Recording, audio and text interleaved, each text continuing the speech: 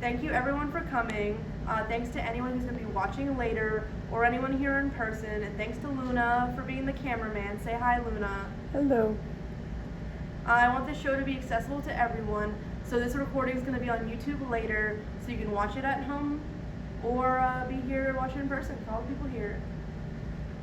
I'm going to talk a bit in general about what inspired my show and a bit about my journey as a person having ME. And then I'm going to go around and talk about every piece individually. And then I'm going to place the camera towards the affirmation station, which I will explain later. So what is ME? What is ME?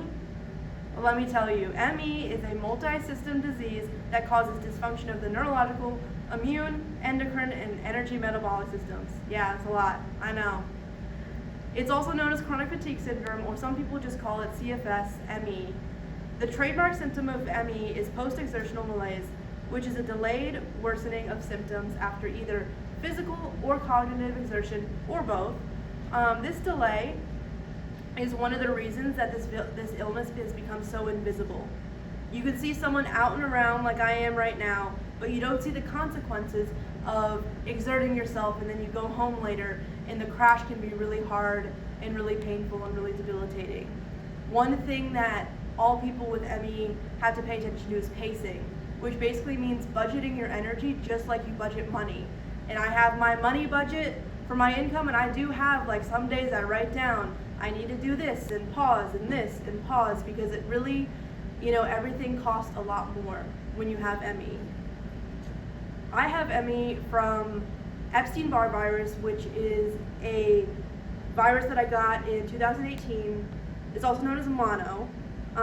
My symptoms were originally attributed all to my mental health, and I was very much dismissed and neglected for many years until I eventually got my diagnosis after a bigger decline that I hit spring of 2024. At the same time as my bigger decline, where I became a lot more disabled, my wife also had their own health issues and faced the same amount of dismissal, similar issues in the medical system of, people looking like me are easier to ignore. And in general, marginalized people are more ignored in the medical system than people who aren't. My wife's case of medical neglect eventually led to their death. So I always say the medical system has taken a lot from me. And that's why I'm doing this show, and that is why I always speak out for people with ME, because I was able to find a good doctor and be on a good medication, and I'm doing a lot better than most people with ME. And that's not common at all. This show is dedicated to those still fighting to be seen and access treatment, because I've seen firsthand how bad things can get and how the medical system can destroy lives. I'm always open with my story in hopes it'll make others feel less alone. So this first piece is called Me and Millions. It's about the Millions Missing movement and why we have it. Essentially, most people with ME have it severe or moderate, and even people that have it mild lose up to 50% of their functioning.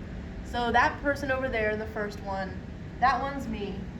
And the other side is people who are stuck at home and are isolated. Their illness doesn't allow them to do pretty much anything. And that's why ME Action has the Millions Missing movement, which is to show people that there are so many people missing out on life. We are missing out on a lot of great people.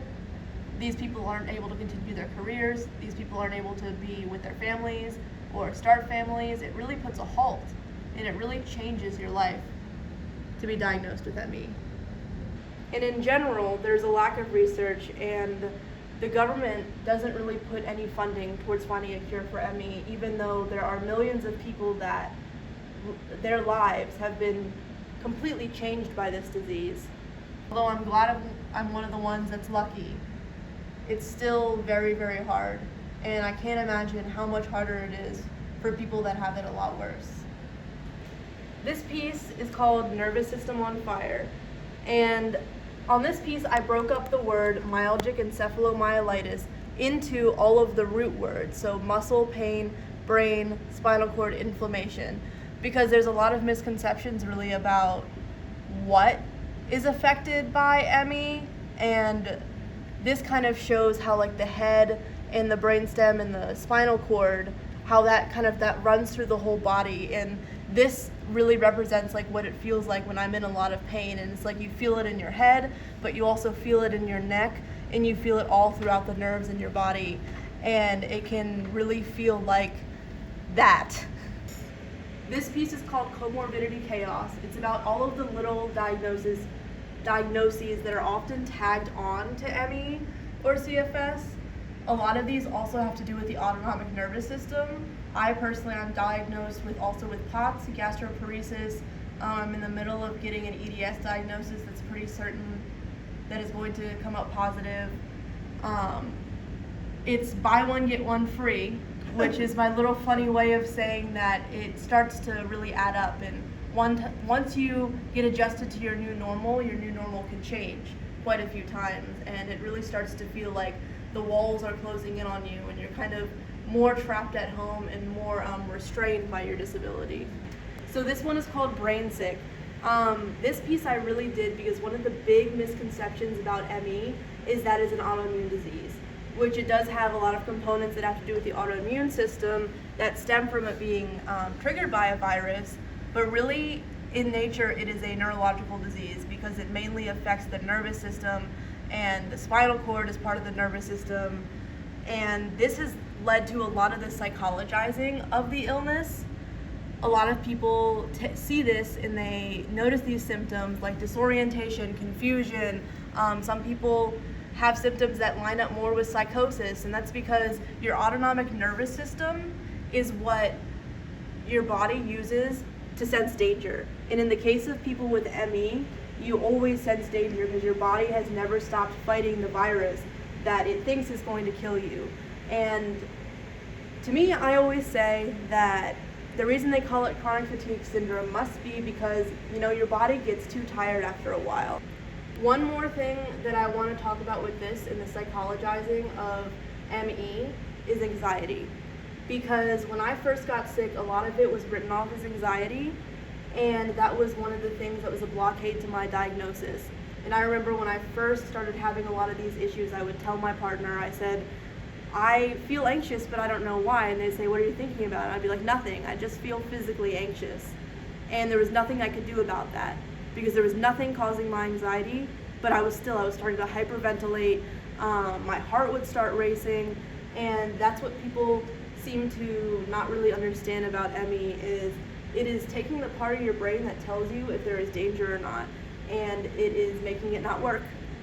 So yes, people get anxious, and as much as you try to remember that it's your body and nothing's actually happening to you, a lot of people end up spiraling into this place of being sensitive to light, being sensitive to sound, being sensitive to everything. And that's how people end up in what they call the living death, which is a term coined by Whitney Defoe, a man with ME, who has lived what people refer to as the living death, which is when your condition has gotten so bad that you are just laying in a dark room, you can't communicate, you're still alive and still conscious, but your body has lost the ability to do anything else, and people just lay there for years. This piece is called I Don't Know What Zero Feels Like. This piece is about how chronic pain is really hard to describe. Whenever you go to the doctor and whenever you go to the ER, they ask you to rate your pain between 1 and 10. But if you notice on this model that body has no sections of the body that are at 1 or 0, all of them are at least halfway through. Because when you have chronic pain, you forget what it feels like to not be in pain. And I've had moments where I'm like, that's it, this is the 10, I'm in a lot of pain. And then I'll have a different event that I'm like, nope, this is the 10. And you end up getting higher than 10 because you thought this was the worst, and it was not. The other thing that gets ignored is the different parts of the body. Because personally, I have like more pain in one knee than the other, and on one arm than the other. And it also doesn't take into consideration types of pain. Because the pain that I have in my knees is very different than the pain that it causes me when my nervous system is acting up and my heart is racing. And those are very different things. And I also experience a lot of weakness where I feel like I can't lift my body enough to even get up. and they ignore that. And it's sometimes you're not really in that much pain, but you cannot move because your body just will not move. And sometimes your adrenaline gets so hyped up from the cardiac symptoms and the hyperventilating that I have times where my adrenaline is going so hard, like right now, I can't feel any of the pain in my body because I'm standing here talking to you. So what's your process? So my process for these pieces was each one has a figure, and then each one also has text that I took from research done because I'm part of the ME Action Network. So all of this you can find on the ME Action website. And I wrote it out and I changed the font and colors to go with the kind of theme and colors in each figure, and then I collaged everything together. So this piece is one of the bigger pieces of the show, and it's a very personal piece because all the rest of the pieces are kind of about ME in general, and I've told you how I relate to all of those symptoms. But this is something that really you only relate to if you've experienced medical neglect, and this can happen, like I said, not just to people with ME, but anyone with an invisible illness. And when my wife started having seizures, in theory, I was the perfect person to have been there to be telling the hospital, no, there's something serious, and I know how the ER works, and no, they're not just faking it. No, it's not their mental health. And to them, we were perceived as two women, and I'm perceived as someone with blue hair, and I'm always told to calm down. Even when I'm calm, I am told to calm down, and that's kind of how it is. So this is the ER menace graveyard of the type of people who commonly get neglected by the medical system. People that are called drug seeking, people that are homeless that get discriminated against, people of color. Medical neglect can happen to anyone, but it more often happens to people like me and to people like my wife, and it takes lives. And sometimes I feel like that grave is just waiting for me because they want me gone, and I refuse to leave because of all this. I don't want them to take more lives, and I'm not going to hand it to them. So to sum things up, this series, it represents the horror of ME, but it also represents the hope. In all my art, I like to use bright colors because although a lot of my subject matter is pretty dark, it is not made to make people feel sad. It's made for the people who also have these issues, and I don't want anyone to feel alone in that. One thing that I always say is that the type of inhuman strength that people with ME have, people only get that strong from being treated inhumanely. And just because we are all fighting and we are all hopeful, it doesn't change the injustice, and it doesn't change that what's happening to us isn't right. Medical neglect is one of the cruelest ways I think someone can die, because you don't just get dismissed and die immediately. You are sent home and you are deteriorating still. It's a slow way to go, and it's a isolating way to go, because often people around you don't understand because they trust the doctors. And having ME is one of the most isolating diseases because people don't understand that you can't just go to the doctor and tell them you're sick and get better. And most of us have done that for years and know that there's no point because we're never taken seriously, and it shouldn't be like that. We should be able to go to the hospital just like anyone else and be treated with fairness and have access to treatment, but there is no treatment currently. There is no research being done.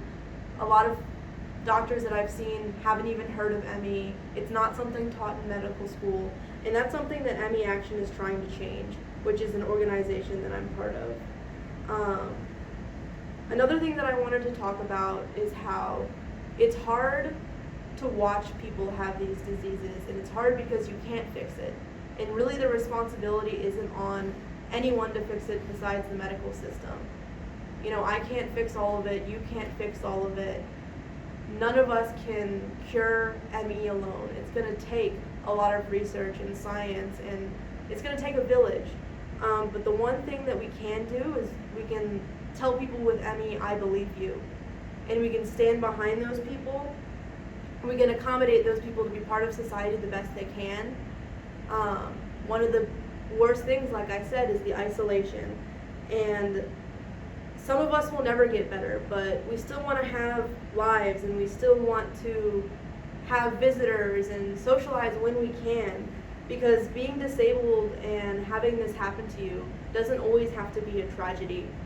Really, the only thing that makes it disabling is that the world around us doesn't want to accommodate people with such a debilitating illness. So that's kind of my advice to anyone who has a loved one with ME, is to help them the way they want to be helped. Accommodate, but also preserve people's autonomy and independence, because we're all people, and in the end, we're all the same. Like I was saying, I'm part of ME Action, and these pieces behind me are all for sale. And if anyone from home wants to buy one, just send me a DM and we can work something out for shipping. ME Action is not just making a big difference for research and advocacy to find a cure for this disease and to educate medical providers, but this group has been a huge help to me and to many others to simply have community, so we don't have to go through this alone. If you're watching this and you know me from ME Action, I'm sending you so much love, and this whole show is really for you guys, because you deserve to be seen and cared for and loved. And half of the proceeds for all of these items that sell, I'm going to donate to ME Action.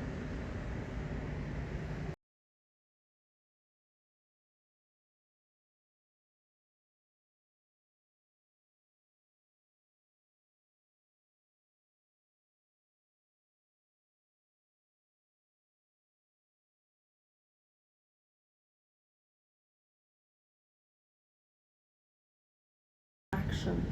So as we wrap things up, if you're comfortable, I want everyone to come over here to the affirmation station. We have pre-made ones if you'd like, or if you just want to say something from your heart. This is going to be posted onto YouTube, and everyone at home with ME, I think could use a little encouragement. Okay, to all you out there who suffer, have issues that are not recognized, especially people with ME, love from the Greenbelt Arts Center and hugs. You go.